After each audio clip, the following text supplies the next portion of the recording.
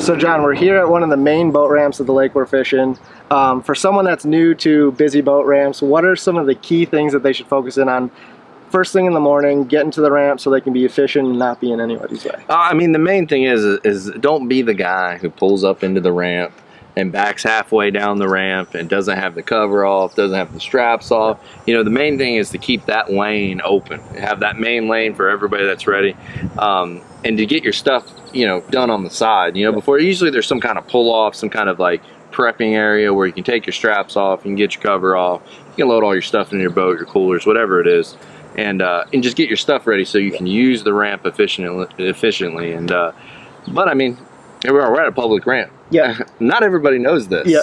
You know, so I mean, you are gonna have them guys and things. Just stay cool, keep your patient, you know, be patient, and you know, sometimes it's gonna take a while. Yeah. Even in like big ramps like this one we happen to be here on a weekday, so it's not as busy. So you can kind of pull off a lot farther away from the actual loading, unloading in the lake, and do all of that prep work here, and then promptly hop in the line when you need to. So so you got all the straps off. The floaties are already on the boat, they're ready to go, the rods and reels are out.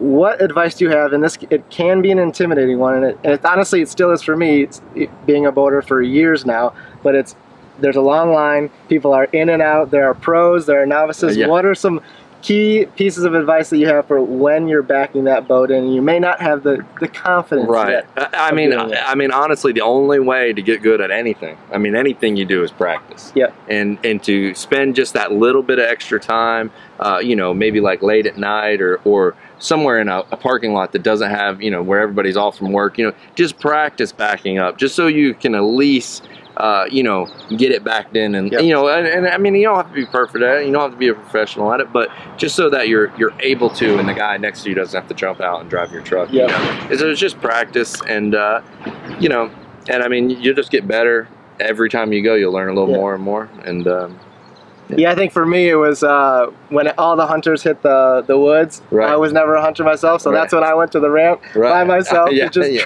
try, and it just practice makes perfect. So you've gotten out on the water, you've had a fun day, you've caught a lot of fish, you've done a lot of tubing, you're coming back to the ramp to load for the evening. What are some key tips you have on getting off the water? I mean, you know, it goes the same thing, you know, stay patient, you know, come up to the ramp, you know, don't dock your boat in the main lane where everybody's dumping in. Try to pull off somewhere to the side where you're able to tie your boat off, pull it up on shore, so you know, you're just not blocking that main flow again, and you know, get in line and load her up. Yeah, so basically the key takeaways that I'm getting is basically take your time, do all of your prep work away from the loading, unloading. That is strictly for getting in the water, getting out of the water, and if you take those key pieces of advice, you're gonna have fun out there. Right.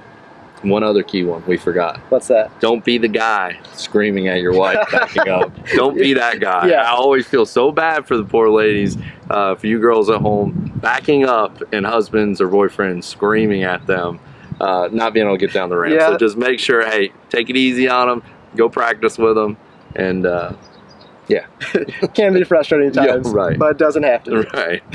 Perfect. Thanks, John.